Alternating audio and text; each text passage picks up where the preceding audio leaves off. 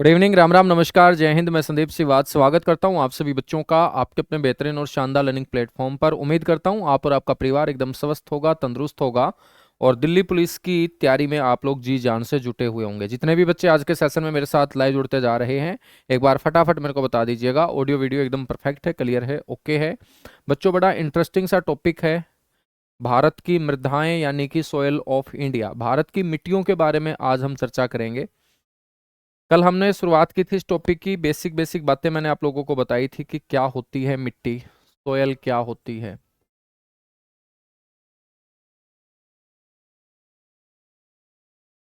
बच्चों, सोयल के बारे में हमने कल पढ़ा था कि पृथ्वी की जो ऊपरी सतह होती है ना, उस ऊपरी सतह के ऊपर पाए जाने वाले जो छोटे, मध्यम और मोटे कार्बनिक और अकार्बनिक तत्व होते हैं, उनका मिश्रण ही आपका क्या कहलाता है, मिट्टी कहलाता है।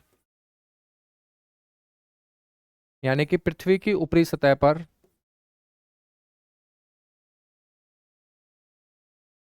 पृथ्वी की ऊपरी सतह पर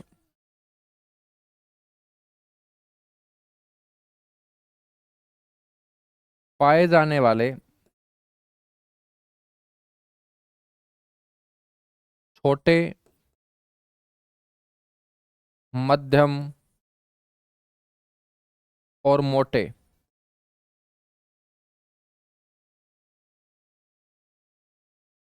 कार्बनिक, जिसको हम ऑर्गेनिक बोलेंगे, और अकार्बनिक, जिसको हम नॉन ऑर्गेनिक बोलेंगे।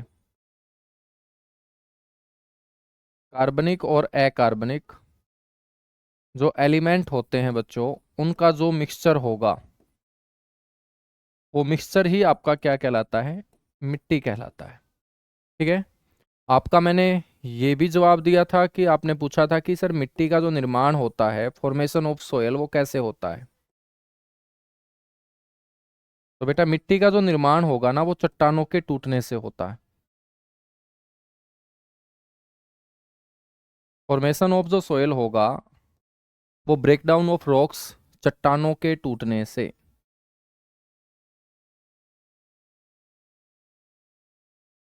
हमने ये भी पढ़ा था कि स्टडी ऑफ सोयल जो है,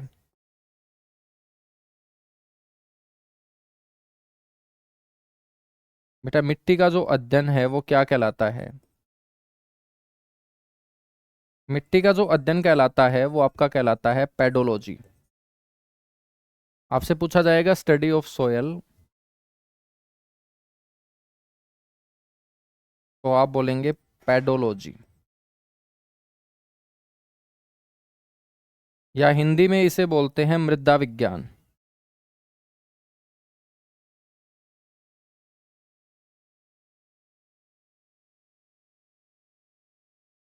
क्या बोलते हैं इसे, मृदा विज्ञान बोलते हैं।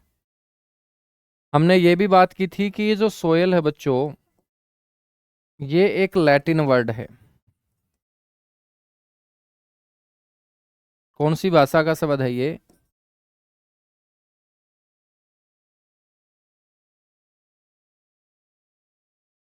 लैटिन भाषा का शब्द है, और जिसका अर्थ होता है बच्चों क्या, फ्लोर यानी कि फर्श। जिसका अर्थ होता है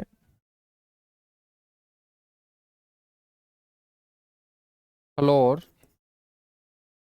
यानी कि फर्श। और लैटिन भाषा के शब्द सोलम से बच्चों ये बना था।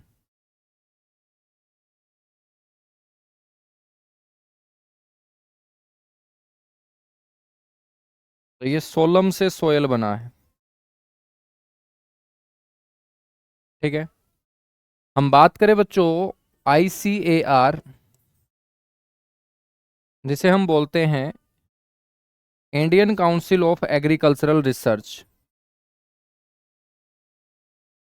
Indian council of agricultural research,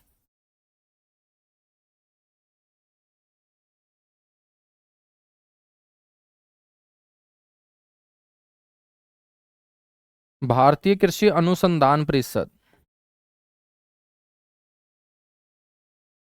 भारतीय कृषि अनुसंधान परिषद, जिसका मुख्यालय बच्चों वर्तमान में नई दिल्ली के अंदर है। जहाँ पर तुम लोग नौकरी करने वाले हो दिल्ली पुलिस में भर्ती होके, है ना।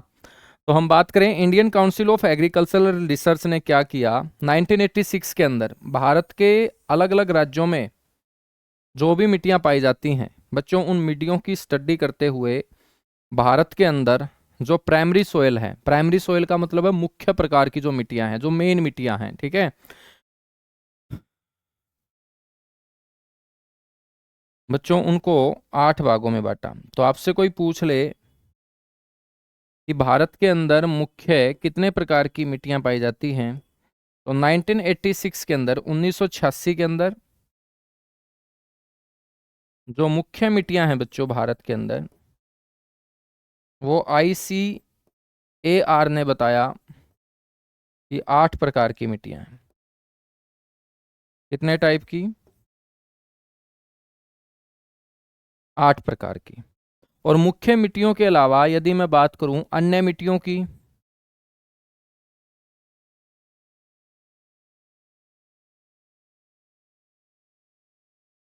या हम इनको गौण मिट्टी भी बोल देते हैं, सेकेंडरी सोयल भी बोल देते हैं। प्राइमरी सोयल है बच्चों 8 टाइप की, सेकेंडरी जो सोयल है, गौण मिट्टी जो है, वो बताई गई 27 टाइप की। तो आपसे क्वेश्चन कैसे पूछेगा? क्वेश्चन आपसे पूछेगा कि ICAR ने भारतीय मिट्टी का जो वर्गीकरण किया है, डिवीजन किया है, वो कौन से साल किया? तो आप बोलेंगे 1986 में, ठीक है।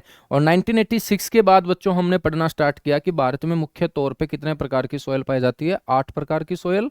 और जो सेकेंडरी सोयल है वो कितने टाइप की है? 27 प्रकार की है। कितने प्रकार की है बच्चों? 27 प्रकार की सोयल हमारी यहाँ सेकेंडरी है। हम इन 8 प्रकार की मिट्टियों के बारे में पढ़ना स्टार्ट करेंगे। उससे पहले मैं आपसे पूछूं बेटा कि जो अपने इंडिया के अंदर मिट्टी पाई जाती है, ठीक है, जो अपने इंडिया के अंदर मिट्टी पाई जाती है उसमें सबसे ज्यादा क्या पाया जाता है? तो आपको बोलना है कि भारत के अंदर जो मिट्टियां पाई जाती हैं,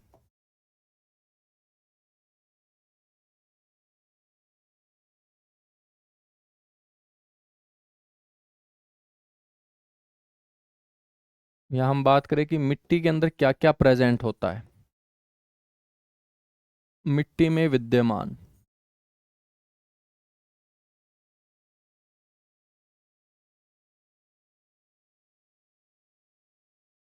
प्रेजेंट इन सोयल। तो बच्चों मिट्टी के अंदर क्या क्या प्रेजेंट होता है, सबसे इंपॉर्टेंट क्वेश्चन यहां से अभी अपना बनेगा। सबसे पहले आप लोगों को पता होना चाहिए कि मिट्टी के अंदर बच्चों प्रेजेंट होता है ह्यूमस। क्या होता है? ह्यूमस, ठीक है। नंबर 1 आपको याद रखना है, ह्यूमस।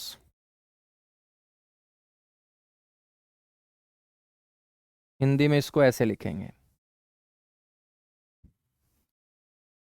या हम इसको कार्बनिक पदार्थ भी बोल सकते हैं, ऑर्गेनिक मैटर भी बोल सकते हैं।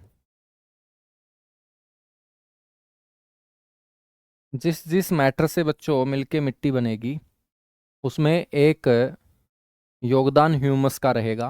ह्यूमस या ऑर्गेनिक पदार्थ, जिसको हम कार्बनिक पदार्थ भी बोल सकते हैं, ऑर्गेनिक मैटर, इसकी जो प्रेजेंस होती है सोयल के अंदर बेटा वो 5 से 10% होती है, ठीक है। अब ये ह्यूमस क्या होता है? आपने नाम तो सुन लिया कि ह्यूमस। बेटा ह्यूमस क्या होता है कि जो भी मिट्टी होगी उस मिट्टी की जो सबसे ऊपरी परत होगी, जो बहुत पतली परत होती है, जिसका निर्माण बच्चों जीव जंतुओं और वनस्पतियों के गलने सड़ने से होता है, तो वो बिल्कुल हल्की सी पतली सी जो लेयर होगी मिट्टी की सबसे ऊपर वाली, जिसका निर्माण जीव जंतु वनस्पतियों के गलने सड़ने से होगा, उसी को हम ह्यूमस बोलते हैं। क्या बोलते हैं? ह्यूमस बोलते हैं, ठीक है। तो ह्यूमस जो मैंने आप लोगों को नाम बताया, जब भी आप ह्यूमस शब्द सुनो तो आपके दिमाग में जाना चाहिए कि ये बहुत पतली लेयर होती है, मिट्टी की सबसे पतली लेयर, ऊपर की लेयर, जिसका निर्माण हुआ है वनस्पतियों के गलने सड़ने से, ठीक है। अपने भारत के अंदर पेड़ पौधे ज्यादा है नहीं, वनस्पतियां इतनी गलती सड़ती है नहीं, तो मेरे दोस्त भारत के अंदर जो मिट्टी पाई जाती है ना, तो अधिकतर मिट्टियों के अंदर ह्यूमस नामक तत्वों की क्या मिलेगी? आपको कमी मिलेगी। और भारत के अंदर जो भी मिट्टी है बच्चों, उसके अंदर ह्यूमस या ऑर्गेनिक मैटर की जो प्रेजेंस रहेगी वो 5 से 10% रहेगी। क्या रहेगी? 5 से 10% रहेगी, ठीक है। उसके बाद हम बात करेंगे बच्चों मिट्टी के अंदर क्या मिलेगा आपको, खनिज पदार्थ।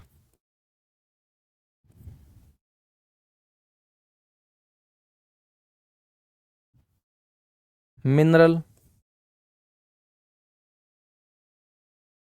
ठीक है, ये रहेगा बेटा 40 से 45%। तो सबसे ज्यादा मिट्टी के अंदर क्या पाया जाता है, खनिज पदार्थ ही पाया जाता है, 40 से 45%, ठीक है। अब मैं यहां से क्वेश्चन आपसे पूछता हूं, बड़ा इंपॉर्टेंट क्वेश्चन है कि बच्चों जब भी मिट्टी का निर्माण होगा तो मृदा के निर्माण में सबसे ज्यादा योगदान बच्चों कौन से खनिज पदार्थ का होता है। अब जैसे खनिज पदार्थ मैंने बताया कि 40 से 45% प्रेजेंस रहेगा मिट्टी के निर्माण में, 40 से 45% भूमिका कौन निभाता है, खनिज पदार्थ। तो मेरे दोस्त कौन सा खनिज पदार्थ, खनिज तो बहुत सारे हैं, मिनरल तो बहुत सारे हैं, तो मृदा के निर्माण में सबसे ज्यादा योगदान देने वाला खनिज पदार्थ। तो बच्चों मिट्टी के निर्माण में सबसे ज्यादा योगदान कौन से खनिज का होगा, तो आप बोलेंगे वो होगा quartz. Quartz very very important question है बच्चों। मिट्टी के निर्माण में सबसे ज्यादा योगदान देने वाला खनिज कौन सा होगा, क्वार्ट्ज होगा बच्चों, ठीक है ना। हम बात करें तीसरे नंबर पे,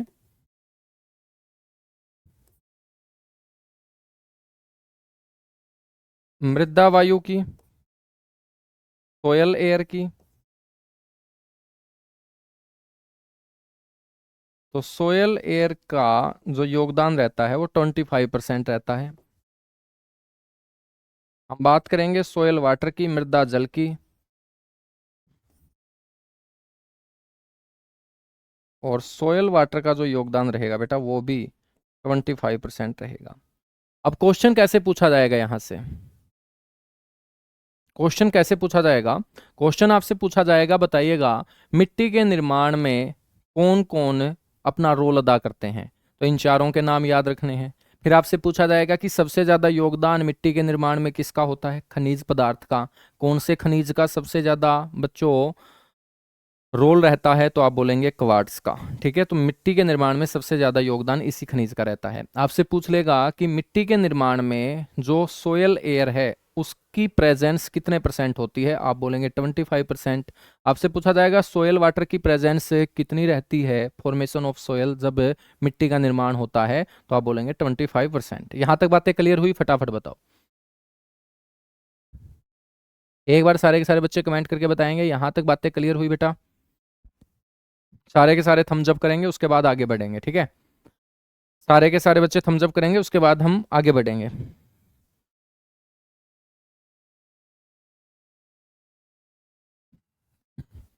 बच्चों कोई भी मिट्टी है वो किस प्रकार की है, यानी कि वो अम्लीय है, क्षारीय है, या न्यूट्रल है, उदासीन है, तो ये हम कैसे तय कर पाएंगे।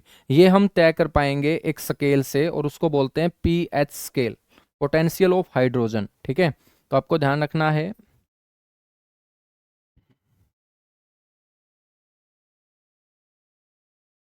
मिट्टी का जो गुण है,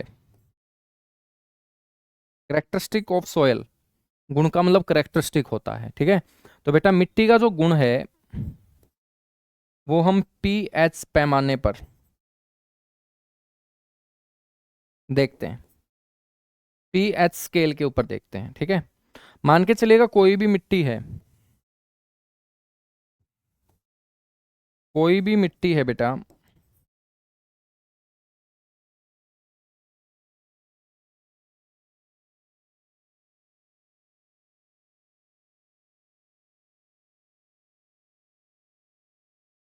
यदि उस मिट्टी की पीएच वैल्यू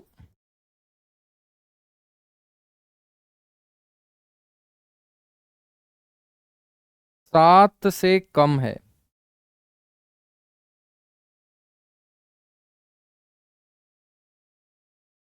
7 से कम है, जितना 7 से कम होता जाएगा वो मिट्टी उतनी ही एसिडिक होती जाएगी, अम्लीय होती जाएगी।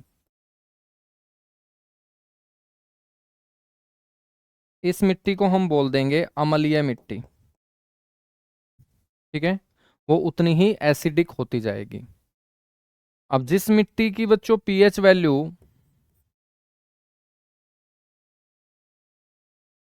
7 से ज्यादा होता चला जाएगा,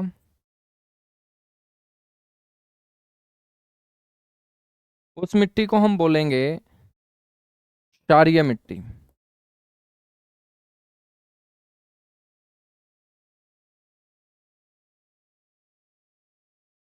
एसिड बेस आप लोगों ने पढ़े होंगे, है ना, साइंस के अंदर। बिल्कुल। और बेटा जिस मिट्टी की पीएच वैल्यू यदि 7 हो,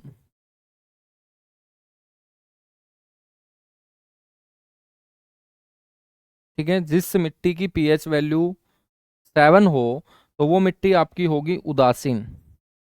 उदासीन को हम बोलेंगे न्यूट्रल, यानी कि ना वो एसिडिक होगी ना वो बेसिक होगी, वो क्या होगी, न्यूट्रल होगी। क्या होगी, न्यूट्रल होगी, ठीक है ना। तो आसान सा क्वेश्चन पूछ लिया जाता है आपसे। पीएच, पीएच एक स्केल है, पोटेंशियल ऑफ हाइड्रोजन इसकी फुल फॉर्म होगी। सोरेनसन नाम के एक साइंटिस्ट ने बच्चों इसको बनाने का काम किया था, ठीक है ना।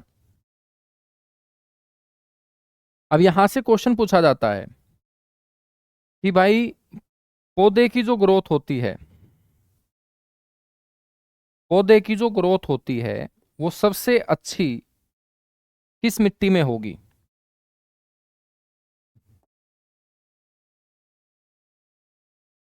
ग्रोथ ऑफ प्लांट,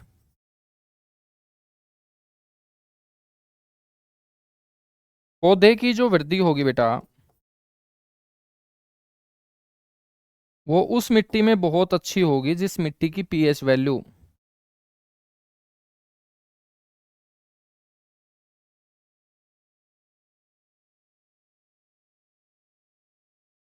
6 से लेके 7.5 तक होगा, ठीक है। तो ये एक वैल्यू आपको याद रखना है कि भाई जिस मिट्टी की पीएच वैल्यू 6.0 से लेके 7.5 के बीच होगी, ठीक है,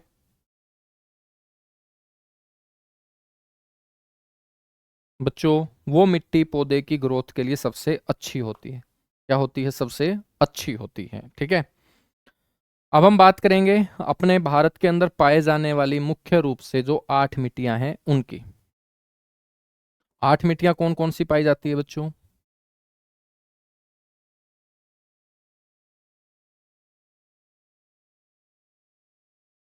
मेजर सोयल ऑफ इंडिया, मुख्य मिट्टी,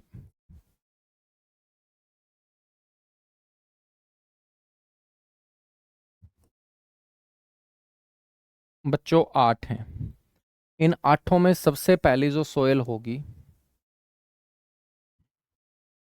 वो हमारी होगी एल्यूविल सोयल।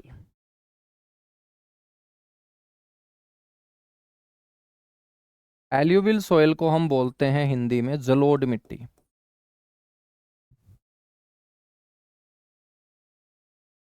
जलोढ़ मिट्टी, ठीक है। बच्चों ये जो जलोढ़ मिट्टी होती है ना, आपसे पूछ ले कि ये कौन सी मिट्टी होती है, तो इसके नाम से ही पता चल रहा होगा आपको कि जी इसके नाम के आगे क्या है, जल शब्द है, जल। और जल बच्चों सबसे ज्यादा किस में आता है, नदियों में। तो नदियों के जल के द्वारा बहाकर लाई गई मिट्टी, नदियों के जल के द्वारा बहाकर लाई गई मिट्टी, उसी को हम बच्चों बोलते हैं एल्यूविल सोयल, जलोढ़ मिट्टी, ठीक है। तो जल के द्वारा लुढ़क के आने वाली मिट्टी को हम क्या बोलेंगे, जलोढ़ बोलेंगे, ठीक है। जल के द्वारा जो बहा के लाई गई है, जल के द्वारा जो बहा के लाई गई है। और नदियों का जल है बच्चों, ठीक है, नदियों का जल है। अब जब हम नदियों के जल का जिक्र करें तो आपको पता होगा कि नदियां जो है बच्चों अपने देश के अंदर वो 2 टाइप की हैं। एक तो है बारहमासी, एवरग्रीन, जो हमेशा अपने अंदर जल रखती है, और एक है अपने इंडिया के अंदर जो मानसून के ऊपर डिपेंड करती है, जिनको हम सीजनल रिवर बोलेंगे। ठीक है, इनको एवरग्रीन बोल देंगे और इसको बोल देंगे सीजनल रिवर। ठीक है बच्चों, हम बात करेंगे तो ये जो जलोढ़ मिट्टी है, जब दो प्रकार की नदियां हम पढ़ते हैं तो सीधी सी बात है, ये जलोढ़ मिट्टी भी कितने प्रकार की होगी? दो प्रकार की होगी। दो प्रकार की होगी। ठीक है बच्चों, एक मिट्टी तो वो होगी जो बार बार जल के साथ आएगी, उसको हम बोलेंगे नवीनतम जलोढ़। अब बारहमासी नदी जो लगातार अपने जल के साथ मिट्टी लेके आएगी बच्चों, वो मिट्टी कैसी होगी? नई होगी।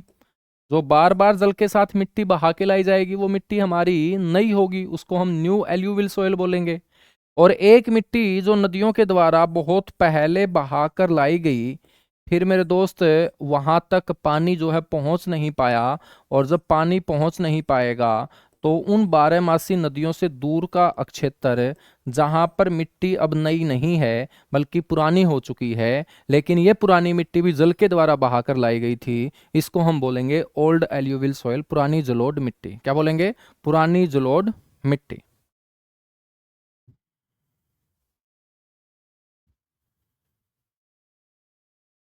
ठीक है ना? समझ में आई बात? बच्चों, ये जो नवीनतम जलोढ़ मिट्टी है ना, इसको हम बोल देते हैं खादर मिट्टी। इसको इंग्लिश में भी खादर ही बोला जाता है। ठीक है, और बेटा पुरानी जलोढ़ मिट्टी को हम बोलते हैं बांगर। इसको इंग्लिश में भी बांगर सोयल ही बोला जाता है। बांगर सोयल ही बोला जाता है। ठीक है, तो जो बारहमासी नदी होगी ना आपकी, इन बारहमासी नदियों के पास बच्चों जो मिट्टी आपको देखने को मिलेगी उसको हम बोलेंगे खादर। खादर मिट्टी, तो खादर का मतलब है बच्चों नई जलोढ़ मिट्टी। ठीक है, और जो आपकी मौसमी नदियां होंगी या बारहमासी नदियों से जो दूर होगा क्षेत्र, वहां पर आपको कौन सी मिट्टी मिलेगी? बांगर मिट्टी। कौन सी मिट्टी? बांगर मिट्टी। ठीक है बच्चों, ये जो जलोढ़ मिट्टी है ना, ये भारत के अंदर सबसे ज्यादा क्षेत्र में पाए जाने वाली मिट्टी है, सबसे बड़े भौगोलिक क्षेत्र में। सबसे बड़े भौगोलिक क्षेत्र में।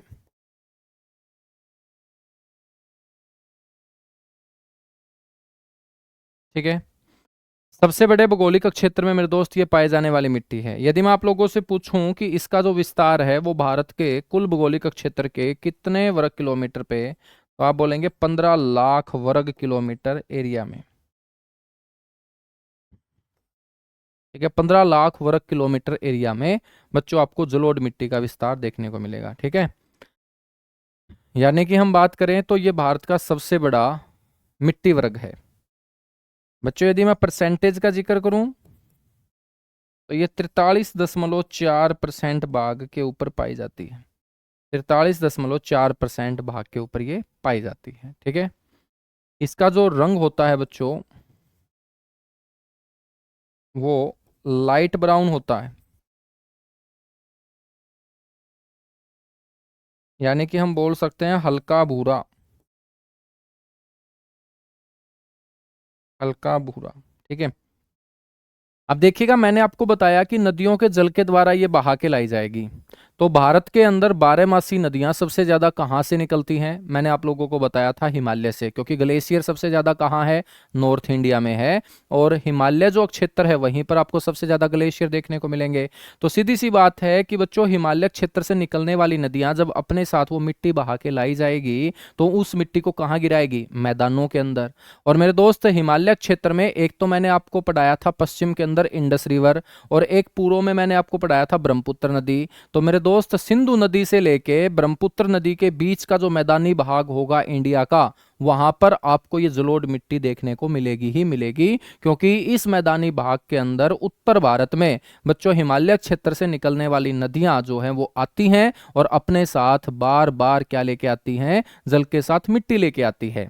उसके बाद बच्चों ये नदियां लास्ट में कहां जाती हैं, ये नदियां लास्ट में किसी सागर में जाती है या खाड़ी में जाती है। तो आप लोगों को पता होगा कि या तो वो बंगाल की खाड़ी में अपना जल गिराएंगी या मेरे दोस्त अरब सागर में जल गिराएंगी। तो जो जल के साथ लगता अक्षेत्र होगा, जो बंगाल की खाड़ी के साथ है, जो अरब सागर के साथ है, उस अक्षेत्र को हमने क्या बोला था, कोस्टल एरिया बोला था, तटीय अक्षेत्र बोला था। तो जलोढ़ मिट्टी का विस्तार आपको सबसे ज्यादा कहां देखने को मिलेगा, उत्तर भारत के अंदर, और जो कोस्टल एरिया होगा इंडिया का वहीं पर आपको ये जलोढ़ मिट्टी देखने को मिलेगी।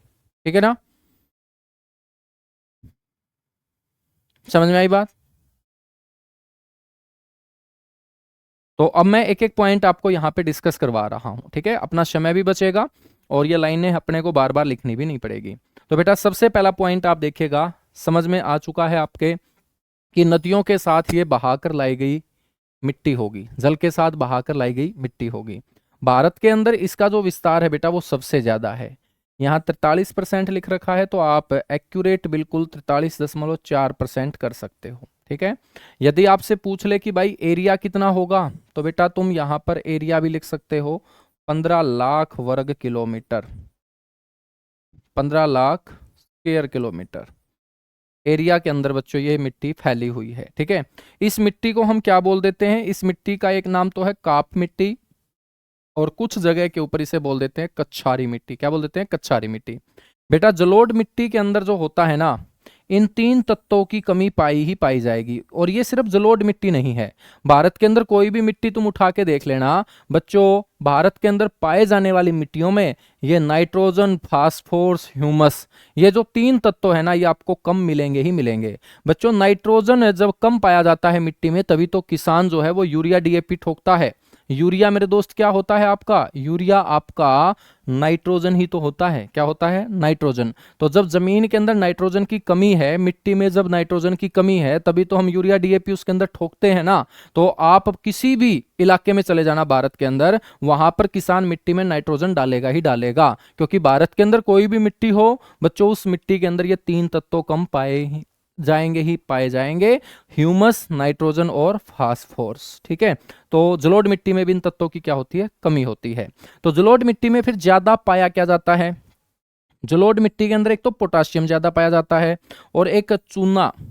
ठीक है, एक पोटाशियम और एक चूना, चूने को हम इंग्लिश में बोलते हैं बच्चों लाइम। क्या बोलते हैं, लाइम। ठीक है, तो पोटाशियम और चूना जो है ना, वो आपको प्रचुर मात्रा में इस जलोढ़ मिट्टी में देखने को मिलेगा। बच्चों जलोढ़ मिट्टी का जो विस्तार है, विस्तार मैंने बताया कि कहाँ मिलेगा आपको जलोढ़ मिट्टी, एक तो जो ये समुद्र तटीय इलाका है आपका,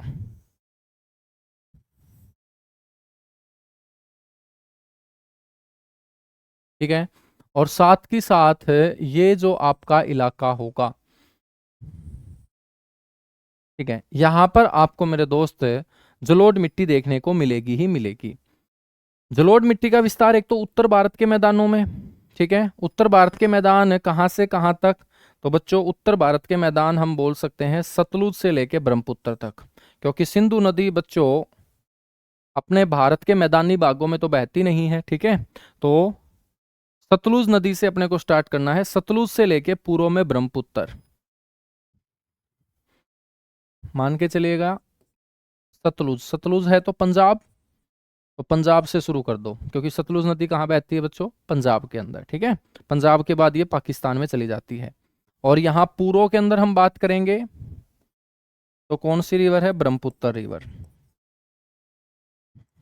तो सतलुज से लेके ब्रह्मपुत्र नदी के बीच का जो उत्तर भारत का मैदानी इलाका होगा बच्चों, इसी मैदानी इलाके के अंदर आपको कौन सी सोयल, एल्यूविल सोयल देखने को मिलेगी, जलोढ़ मिट्टी का विस्तार देखने को मिलेगा। ठीक है बच्चों, जो तटीय मैदान है, जो कोस्टल आपके प्लेन है, वहां पर भी मैंने आपको बताया, क्योंकि जब नदियां किसी सागर और खाड़ी में पानी गिराएंगी तो मेरे दोस्त जो बीच रास्ता मिलेगा वहां पर ये नदियां उस मिट्टी को गिराने का काम भी करती चली जाएंगी। और उस सेडिमेंट से, उस मिट्टी से बना हुआ भाग ही हमने क्या पढ़ा था, डेल्टा पढ़ा था।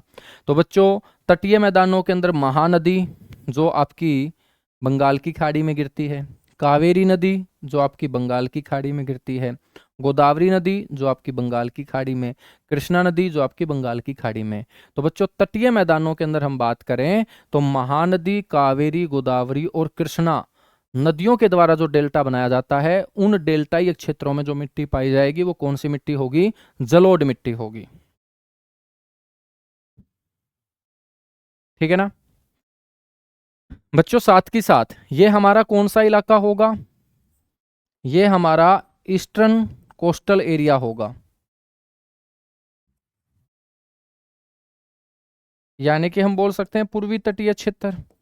तो पूर्वी तटीय क्षेत्रों में बच्चों जो बड़ी नदियां हैं, जिसमें गोदावरी है, कृष्णा है, कावेरी है, महानदी है, तो इन नदियों के द्वारा जो डेल्टा बनाया जाता है, तो डेल्टे का मतलब क्या है बच्चों, नदी के जल के साथ जो गंदगी बह के आ रही है, जिसमें मिट्टी भी होगी, तो वो जब बीच रास्ते में छोड़ दी जाएगी, त्रिभुजाकार आकृति में वो मिट्टी, वो सेडिमेंट, वो गंदगी जमा हो जाएगी, उसी को हमने क्या बोल दिया था, डेल्टा। तो बच्चों, ऐसे ही हम पश्चिमी तटीय मैदान में देखें तो पश्चिमी तटीय मैदान के अंदर आपको विस्तार देखने को मिलेगा केरल और गुजरात में। क्यों? क्योंकि गुजरात के तट को पार करते हुए बच्चों बहुत सारी नदियां खंबात की खाड़ी में गिरती है, जिसमें नर्मदा का नाम है, तापी नदी का नाम है, साबरमती नदी का नाम है, माही नदी का नाम है। तो ये जो नदियां हैं ये गुजरात के तट को ही बच्चों पार करके खंबात की खाड़ी में गिरती हैं। तो इन नदियों के जल के साथ जो मिट्टी बहा के लाई जाती है वो इस कोस्टल एरिया के अंदर बच्चों बार बार जो है वो जमा की जाती है। और नदियों का जल जब आ रहा है तो अपने साथ मिट्टी लेके आ रहा है, और उसी मिट्टी को हम क्या बोल रहे हैं, जलोढ़ मिट्टी बोल रहे हैं। ठीक है। केरल, केरल के अंदर मैंने आपको बताया था कि एक तट है मालाबार तट। उस तट का नाम मालाबार क्यों पड़ा था? क्योंकि इस तट से होते हुए 20 से भी अधिक नदियां अपना पानी अरब सागर में गिराती हैं। और बच्चों 20 नदियों को जब आप देखोगे तो इनकी एक माला सी बनती हुई नजर आएगी, तभी तो हमने उस कोस्ट को क्या बोला था, मालाबार कोस्ट बोला था। तो बच्चों, जो कोस्ट ऑफ केरला होगा उसी को हम मालाबार कोस्ट बोलते हैं। क्या बोलते हैं? मालाबार कोस्ट बोलते हैं। ठीक है ना।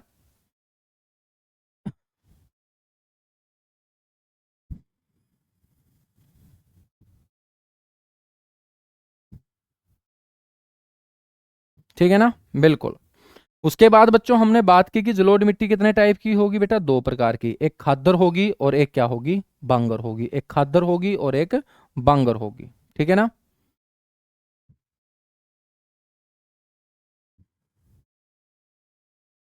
उसके बाद हम बात करते हैं बच्चों जो खादर, खादर मिट्टी होगी ये बार बार नदियों के जल के साथ बहा के लाई जाएगी। और जब नदियों के अंदर बाढ़ ज्यादा आती है तो मेरे दोस्त उस समय ये मिट्टी जल के साथ बड़ी मात्रा में आती है। तो नदियों के द्वारा प्रत्येक वर्ष बाढ़ के साथ बहाकर लाई जाने वाली जो मिट्टी होगी उसी को हम खादर बोलते हैं। क्या बोलते हैं? खादर। और ये मिट्टी जब बार बार जल के साथ आ रही है मानसून के अंदर बड़ी मात्रा में, जब बारिश आएगी, जब बाढ़ आएगी तो बड़ी मात्रा में, और वैसे पूरे साल भर मेरे दोस्त उन इलाकों के अंदर ये मिट्टी आती रहती है जहां से ये बारहमासी नदियां बहती हैं। जैसे मैं बात करूं गंगा कैसी नदी है, बारहमासी नदी। तो गंगा के जल के द्वारा बार बार मिट्टी बहा के लाई जाती है, लेकिन सबसे ज्यादा मिट्टी कब बहा के लाई जाएगी? जब मानसून आएगा, जब बारिश आएगी। बारिश के कारण बच्चों नदियों के अंदर जल ज्यादा आएगा, जल ज्यादा होगा, रफ्तार ज्यादा होगी, तो बच्चों मिट्टी भी ज्यादा बहा के लाई जाएगी। ठीक है। तो इसलिए बाढ़ के साथ ये मिट्टी बहा के बड़ी मात्रा में लाई जाती है। वर्ष भर ये मिट्टी आती रहती है लेकिन ज्यादा मानसून के समय। तो नवीनतम जलोढ़ मिट्टी को हमने खादर बोल दिया। बच्चों जो बारहमासी नदियों के निचले मैदान होते हैं, निचले का मतलब जो समीप के मैदान होंगे, वहां पर पाए जाने वाली मिट्टी को ही हमने क्या बोला है? खादर। क्योंकि जहां से नदी बह रही है, नदी के दोनों ओर के जो किनारे होंगे, तो उन किनारों के आसपास जो क्षेत्र होगा जहां बाढ़ आती है वहीं पर मेरे दोस्त आपको ये मिट्टी देखने को मिलेगी। अब खादर मिट्टी जो बार बार जल के साथ आ रही है, इस मिट्टी को हमने नया बोला है। तो इस मिट्टी के अंदर मेरे दोस्त ऑलरेडी पावर है। इसके अंदर अपने को फर्टिलाइजर उर्वरकों का इस्तेमाल नहीं करना होता, क्योंकि बार बार मिट्टी आ रही है, और बार बार मिट्टी आ रही है तो ये फसलों के उत्पादन के लिए काफी उपयोगी होती है। सबसे ज्यादा उपजाऊ मिट्टी बोल सकते हैं, मोस्ट फर्टाइल सोयल इसे हम बोल सकते हैं, खादर मिट्टी को। ठीक है ना, समझ में आई बात? सर जी बुक में 40 है बेटा, बुक को छोड़ दो तुम, ठीक है ना। हाँ, तो जो मैं लिखवा रहा हूँ ना उसको याद रख ले, 43.4%, ठीक है ना। हाँ, बुक के अंदर 40 है, तो बुक वाले आंकड़े को 43.4% कर लेंगे। आगे हम बात करें तो बांगर मिट्टी कौन सी होगी बेटा? जो मिट्टी पुरानी हो चुकी होगी। अब पुरानी मिट्टी कौन सी होगी? जहां से बारहमासी नदी गुजरती है, तो बारहमासी नदी से जो दूर के मैदान है, ऊंचे मैदान है, जहां से बच्चों बारहमासी नदी नहीं गुजरती है, वहां से बारहमासी नदियां बड़ी दूर पड़ती हैं, तो उन मैदानों के अंदर जो मिट्टी जमा कर दी गई थी जल के द्वारा, बच्चों आज वो क्या हो चुकी है? पुरानी हो चुकी है। और उसी पुरानी जलोढ़ मिट्टी को हम क्या बोल देते हैं? बांगर बोल देते हैं। अब बांगर मिट्टी यदि पुरानी हो चुकी है तो इसकी पावर भी कम हो चुकी होगी। पावर कम हो चुकी होगी तो किसान इस मिट्टी के अंदर क्या डालेंगे बच्चों? फर्टिलाइजर, उर्वरकों का इस्तेमाल, खाद का इस्तेमाल, यूरिया डीएपी का इस्तेमाल बच्चों कौन से क्षेत्र में किया जाता है? बांगर क्षेत्र में किया जाता है। ठीक है, यहां पर हम बात करें तो कंकड़, इस बांगर क्षेत्र के अंदर बच्चों मिट्टी के कठोर कंकड़ बन जाते हैं, और वो कठोर कंकड़ उसके अंदर होता है कैल्शियम कार्बोनेट। क्या होता है? Calcium carbonate. ठीक है, और कैल्शियम कार्बोनेट अपने आप में बच्चों कंकड़ होते हैं, कठोर होते हैं, क्योंकि जो चूना पानी के संपर्क में आएगा तो बच्चों वो क्या बन जाएगा? कठोर बन जाएगा। तो कैल्शियम कार्बोनेट की आपको यहाँ ग्रंथियां देखने को मिलेंगी जब हम बांगर क्षेत्र के अंदर क्या करते हैं? खुदाई करते हैं।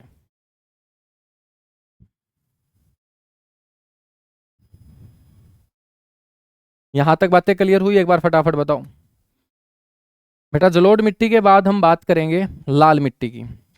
आपसे कोई पूछ ले कि भाई लाल मिट्टी जो है ना वो कितने प्रतिशत भाग पर पाई जाती है, तो लाल मिट्टी पाई जाती है 18.6% भाग पर। यहां हमने कितना लिखा है? 18। तो बच्चों इसको आप 18.6 कर लेंगे, बिल्कुल एक्यूरेट। ठीक है ना। अब पॉइंट जरूरी नहीं कि पेपर में पूछा जाए, तो आप 18 अप्रोक्स याद रखेंगे, लगभग 18%, या एक्यूरेट पॉइंट में मिल जाए ऑप्शन तो 18.6। ठीक है, और आपसे पूछ ले कि भाई कितने लाख वर्ग किलोमीटर में, तो ये 6.1 लाख वर्ग किलोमीटर के अंदर बच्चों रेड सोयल, लाल मिट्टी फैली हुई है। बच्चों हम बात करें तो जलोढ़ मिट्टी के बाद ये दूसरा सबसे बड़ा सोयल ग्रुप है, यानी कि दूसरे नंबर पे सबसे ज्यादा पाए जाने वाली मिट्टी लाल मिट्टी है। आपसे कोई पूछ ले कि इस मिट्टी का रंग जो होता है ना लाल, वो क्यों होता है, तो आपको बोलना है आयरन ऑक्साइड के कारण। आयरन ऑक्साइड के कारण। ठीक है, तो बेटा इस मिट्टी के अंदर लोहे की मात्रा ज्यादा है, आयरन के ऑक्साइड ज्यादा हैं, जिसके कारण इस मिट्टी का रंग अपने को लाल दिखाई पड़ता है। आपसे कोई पूछ ले कि भाई ये लाल मिट्टी आपको भारत में कहाँ नजर आएगी, तो बच्चों सबसे ज्यादा ये आपको पूर्वी पठारीय क्षेत्र में, जो भी मैंने आपको पठार पढ़ाए, तो राइट हैंड साइड के जो भी पठार हैं बच्चों, उन पठारों का जो राइट हैंड साइड का क्षेत्र है, बंगाल की खाड़ी की तरफ का जो भाग है, वहां पर आपको ये लाल मिट्टी ज्यादा देखने को मिलेगी। ठीक है, हमने पढ़ा था बच्चों कि लोहा सबसे ज्यादा छोटा नागपुर के पठार में, तो लोहे का रंग भी लाल, आयरन ऑक्साइड। लोहे का मतलब क्या है? Iron oxide. ठीक है, तो इसका मतलब है जहां जहां कच्चा लोहा पाया जाता है बच्चों, उन भागों में क्या मिलेगी? आपको लाल मिट्टी ही मिलेगी। इसके अलावा तमिलनाडु राज्य के अंदर, कर्नाटक के अंदर, महाराष्ट्र के अंदर और आंध्र प्रदेश के अंदर लाल मिट्टी का विस्तार आपको देखने को मिलेगा। ठीक है, तो जहां जहां हमने कच्चा लोहा पढ़ा, कर्नाटक में भी हमने लोहे के भंडार पढ़े। ठीक है ना, कुंद्रेमुख नाम का जो पहाड़ है वो कच्चे लोहे के लिए फेमस है बच्चों। उड़ीसा भी लोहे के लिए फेमस है, झारखंड भी लोहे के लिए फेमस है, छत्तीसगढ़ भी। ठीक है, और साथ ही साथ मध्य प्रदेश का पूर्वी भाग, तो यहाँ पर आपको लाल मिट्टी का विस्तार देखने को मिलेगा। इसके अलावा मेरे दोस्त पश्चिम बंगाल में भी, उत्तर प्रदेश का जो दक्षिणी हिस्सा है मध्य प्रदेश की तरफ, वहां पर भी, और राजस्थान के कुछ क्षेत्रों में भी लाल मिट्टी आपको देखने को मिलेगी। मैंने आपको बताया कि ये जो तीनों के तीनों तत्व हैं, तो मेरे दोस्त ये तीनों के तीनों भारत की पाए जाने वाली हर प्रकार की मिट्टी के अंदर कम मिलेंगे, नाइट्रोजन, फास्फोरस और ह्यूमस। बच्चों आपसे ये क्वेश्चन पूछ लिया जाए डायरेक्ट कि भाई प्रायद्वीपीय भारत, जो पेनिनसुलर इंडिया हमने पढ़ा, और प्रायद्वीपीय भारत में जहां पर भी कम बारिश होती है वहां पर कौन सी मिट्टी पाई जाती है? वहां लाल मिट्टी ही। लाल मिट्टी कहाँ पाई जाती है? एक पहचान ये भी याद रख लेना कि बच्चों दक्षिण भारत के अंदर जहां पर कम बारिश होती है, वो सारे के सारे राज्य जहां कम बारिश होती है दक्षिण भारत में, वहां पर आपको लाल मिट्टी का विस्तार ही देखने को मिलेगा। बच्चों ये लाल मिट्टी जो होती है ना, ये ज्यादा उपजाऊ नहीं होती है, लेकिन इस मिट्टी के अंदर मोटे अनाज बच्चों उगाए जा सकते हैं। ठीक है, जो मिट्टी कम उपजाऊ होगी वहां पर मोटे अनाज ही होते हैं। मोटे अनाज में जैसे ज्वार है, बाजरा है। जैसे राजस्थान के अंदर भी मोटे अनाज का उत्पादन होता है, तो राजस्थान के कुछ भाग में भी कौन सी मिट्टी पाई जाती है बेटा? लाल मिट्टी पाई जाती है। ठीक है, ये मिट्टी आपकी थोड़ी सी कम उपजाऊ होती है। उसके बाद बच्चों तीसरी मिट्टी है काली मिट्टी। बहुत बढ़िया अंकिता, बहुत बढ़िया, शानदार, जबरदस्त। गुरुजी 3.5 लाख वर्ग किलोमीटर में दिखा रहा है। बेटा तुम मेरी भी मान लो यार, जो मैं पढ़ा रहा हूं उसके ऊपर तुम ध्यान मत देना बस।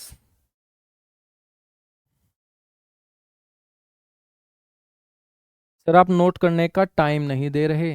बेटा मैं बात करूं तो ये नोट किया हुआ आपको मिलेगा, ठीक है, उसके बाद आप नोट कर लेना।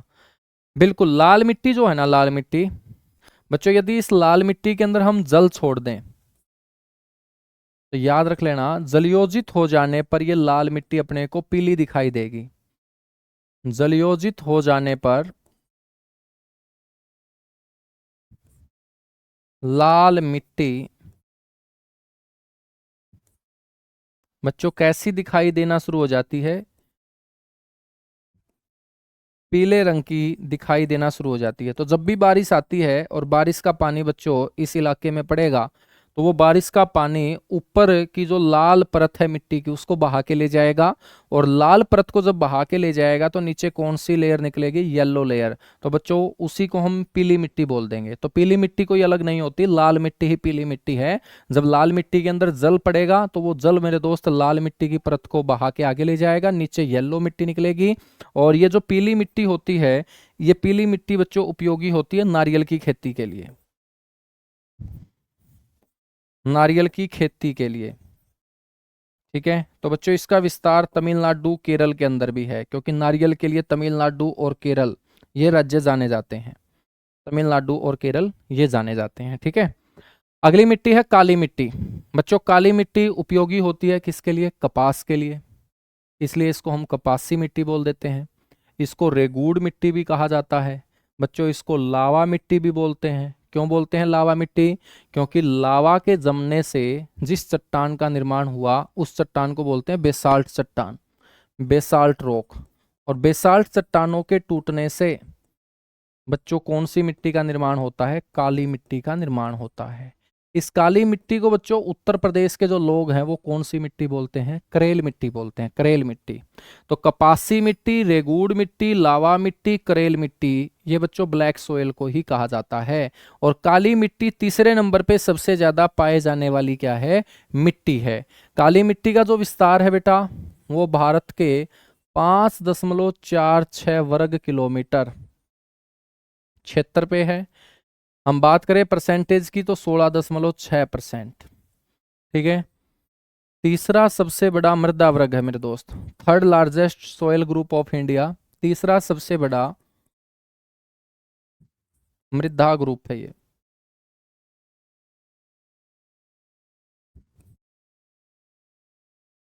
ठीक है, तो तीसरे नंबर पे सबसे ज्यादा ये पाई जाती है। बेटा अंतर्राष्ट्रीय स्तर पे, इंटरनेशनल लेवल पे इस काली मिट्टी को कहा जाता है चेरनोजम सोयल। कौन सी सोयल? Chernozem soil. बड़ा इंपॉर्टेंट क्वेश्चन है कि अंतर्राष्ट्रीय स्तर पर इस मिट्टी को किस नाम से जाना जाता है? चेरनोजम मिट्टी के नाम से जाना जाता है। मैंने आपको बताया कि इस मिट्टी का निर्माण कौन सी चट्टानों के टूटने से होगा? बेसाल्ट चट्टानों के टूटने से होगा। सबसे ज्यादा काली मिट्टी भारत के अंदर बच्चों कौन से राज्य के अंदर है? महाराष्ट्र राज्य के अंदर। लेकिन बच्चों कपास का उत्पादन कल मैंने आपको बताया था सबसे ज्यादा कहाँ होता है? प्रोडक्शन ऑफ कॉटन, कपास का उत्पादन सबसे ज्यादा होता है बेटा कहाँ पर गुरुजी? गुजरात के अंदर। ठीक है, अब आप बोलोगे कि सर ये क्या बात हुई, काली मिट्टी जो होती है वो कपास की खेती के लिए अच्छी होती है, काली मिट्टी का विस्तार आपने महाराष्ट्र में ज्यादा बता दिया और गुजरात के अंदर आपने कपास का उत्पादन ज्यादा बता दिया। तो मेरे दोस्त ये तो किसान के ऊपर निर्भर करता है ना कि भाई काली मिट्टी के अंदर सिर्फ कपास ही होगी, ये तो कहीं पे नहीं लिखा। हम उस काली मिट्टी के अंदर फल भी लगा सकते हैं, सब्जियां भी लगा सकते हैं, फूल भी लगा सकते हैं, बाकी और भी खेती कर सकते हैं। तो बच्चों महाराष्ट्र के जो किसान है ना वो इसके अंदर कपास ज्यादा नहीं उगाते बल्कि दूसरे जो और फसलें हैं वो ज्यादा उगाते हैं। लेकिन गुजरात के अंदर हम जानते हैं कि सूती वस्त्रों के बहुत बड़े बड़े उद्योग हैं, वहां पर कपास की ज्यादा खपत है। तो मेरे दोस्त गुजरात के लोग यहाँ पाए जाने वाली काली मिट्टी के अंदर कपास ज्यादा लगाते हैं, इसलिए कपास के उत्पादन में गुजरात नंबर 1 आएगा, लेकिन काली मिट्टी के विस्तार में महाराष्ट्र मेरे दोस्त नंबर 1 होगा। ठीक है ना, समझ में आई बात? बच्चों हम बात करें तो कौन से पठार में, राज्यों के अलावा आपसे पठार पूछ ले तो एक तो दक्कन के पठार में बच्चों काली मिट्टी का विस्तार आपको ज्यादा देखने को मिलेगा, और एक मालवा के पठार में, मालवा के पठार में। और मालवा का पठार कौन सा है? जो आपका मध्य प्रदेश राजस्थान वाला इलाका है, ठीक है, मालवा का पठार जहां पर चंबल नदी बहती है, तो बच्चों वहां पर भी आप लोगों को काली मिट्टी का विस्तार देखने को मिलेगा। इसके अलावा देखिएगा गुजरात है, महाराष्ट्र है, मध्य प्रदेश है, यहाँ पर भी काली मिट्टी का विस्तार आपको देखने को मिलेगा। बच्चों काली मिट्टी की खास बात क्या होती है कि इसके अंदर जल धारण क्षमता सबसे ज्यादा होती है, जल को बनाए रखने की क्षमता इसकी ज्यादा होती है। तो काली मिट्टी के अंदर जो भी फसलें उगाई जाएंगी ना उसमें ज्यादा सिंचाई करने की जरूरत नहीं होती है। क्यों नहीं होती ज्यादा सिंचाई करने की जरूरत? क्योंकि इस मिट्टी के अंदर जल को बनाए रखने की क्षमता क्या होती है? सबसे ज्यादा होती है। तो जल को जो एब्जॉर्ब करने की कैपेसिटी है बच्चों वो बहुत अच्छी खासी है, और जल को बनाए रखने की क्षमता ज्यादा है, इसलिए इस मिट्टी में जो भी फसल हम उगाएंगे उसमें सिंचाई ज्यादा नहीं करनी पड़ेगी। ठीक है बच्चों, हम बात करें तो ये मिट्टी जो है थोड़ी सी बारिश होने के चलते चिपचिपी हो जाती है, और जब बारिश थमने के बाद ये सूखती है ना तो सूखने पर इस मिट्टी के अंदर मोटी मोटी दरार पड़ जाती हैं। तो खेत के अंदर बच्चों जब बारिश रुकेगी और ये मिट्टी के अंदर मेरे दोस्त बारिश का पानी सोख लिया जाएगा, सोखने के बाद जब ये मिट्टी सूख जाएगी तो ये इस मिट्टी के अंदर बड़ी बड़ी दरार पड़ जाएंगी। जब बड़ी बड़ी दरार पड़ जाएंगी तो ये किसान के लिए क्या होगा? अच्छा होगा, क्योंकि फिर किसान को बच्चों उस मिट्टी को क्या है, उस भूमि को क्या है, जोतना है खेती बाड़ी के लिए। और जोतने का मतलब क्या है? मिट्टी की खुदाई करना। और मिट्टी के अंदर जब बड़े बड़े क्रैक ऑलरेडी पड़े हुए हैं तो मेरे दोस्त इसका मतलब ये मिट्टी खुद ही क्या है? जुताई अपनी कर चुकी है, इसलिए इसको हम बोलते हैं बच्चों समम जुताई वाली मिट्टी, सेल्फ टिलिंग सोयल इसे कहा जाता है। समम जुताई वाली मिट्टी, जुताई का मतलब क्या है? खोदना। ठीक है, और इस मिट्टी के अंदर जब बड़े बड़े क्रैक पड़ जाएंगे, ठीक है, जब इस मिट्टी के अंदर बड़े बड़े क्रैक दरार पड़ जाएंगी तो इसका मतलब ये मिट्टी अपनी खुद की जुताई खुद कर लेगी। कपास के लिए बच्चों सबसे बेस्ट सोयल है, कपास के लिए क्या है? सबसे बेस्ट सोयल है। ठीक है ना, जल धारण क्षमता ज्यादा है तो इसलिए शुष्क खेती के लिए ये क्या है? सर्वाधिक मिट्टी है, यानी कि जिस फसल को जल की ज्यादा आवश्यकता नहीं होती बच्चों वो फसल इस मिट्टी के अंदर आराम से हो जाएगी। ठीक है, क्योंकि इस मिट्टी के अंदर जल को बनाए रखने की क्षमता क्या है? ज्यादा है। बच्चों काली मिट्टी के बाद चौथी जो मिट्टी है वो है लेटेराइट सोयल। ये चौथा सबसे बड़ा मृदा वर्ग है बच्चों। यदि आपसे कोई पूछ ले कि ये कितने प्रतिशत भाग पे है तो बेटा ये है भारत के भौगोलिक क्षेत्र के 3.7% भाग पर, भारत के भौगोलिक क्षेत्र के 3.7% भाग पर बच्चों ये फैली हुई है। और ये चौथे नंबर पे सबसे ज्यादा पाई जाने वाली मिट्टी है। पहले नंबर पे जलोढ़ मिट्टी, दूसरे नंबर पे लाल मिट्टी, तीसरे नंबर पे काली मिट्टी और चौथे नंबर पे लेटेराइट मिट्टी। बेटा लेटेराइट मिट्टी का जो निर्माण होता है ना, वो दो कंडीशन में होता है। उन दो कंडीशन में क्या है, एक तो ऐसा अक्षेत्र चाहिए जहां पर बारिश 200 सेंटीमीटर से ज्यादा हो। तो लेटराइट मिट्टी आपको कहाँ बनती हुई नजर आएगी, जहां पर भारत में 200 सेंटीमीटर से ज्यादा क्या हो, बारिश हो। और दूसरा बच्चों, बारिश ज्यादा होने के साथ साथ वहां गर्मी भी क्या होनी चाहिए, ज्यादा होनी चाहिए। और ये दोनों की दोनों जो कंडीशन है, जहां पर बारिश ज्यादा है और गर्मी ज्यादा है, ये आपको बच्चों इन तीन क्षेत्रों में नजर आएंगी। तो ये ऊपर वाली दोनों की दोनों कंडीशन, एक तो वेस्टर्न घाट के ऊपर, तो पश्चिमी घाट जो 1600 किलोमीटर मैंने आपको बताया था, तो बेटा पश्चिमी घाट के ऊपर बहुत सारी जैव विविधता है, क्योंकि बारिश बहुत ज़्यादा होती है। अरब सागर से बच्चों जो हवाएं पानी उठाएंगी और पश्चिमी घाट के ऊपर जितनी भी पहाड़ियां हैं उनसे टकरा टकरा के लगातार बारिश करती रहेंगी। ठीक है, तो एक तो पश्चिमी घाट के ऊपर बारिश ज़्यादा है, दूसरा गर्मी ज़्यादा है। उसके बाद उड़ीसा तट के ऊपर आप देखते हैं कि उड़ीसा का जो तट है वहां पर बच्चों बहुत सारे साइक्लोन आते रहते हैं, चक्रवात आते रहते हैं। जब भी चक्रवात आते हैं तो भयंकर बारिश होती है। और उड़ीसा बच्चों आपको ये भी पता होगा भूमध्य रेखा के नजदीक है। ठीक है, तो वहां गर्मी भी ज्यादा पड़ती है।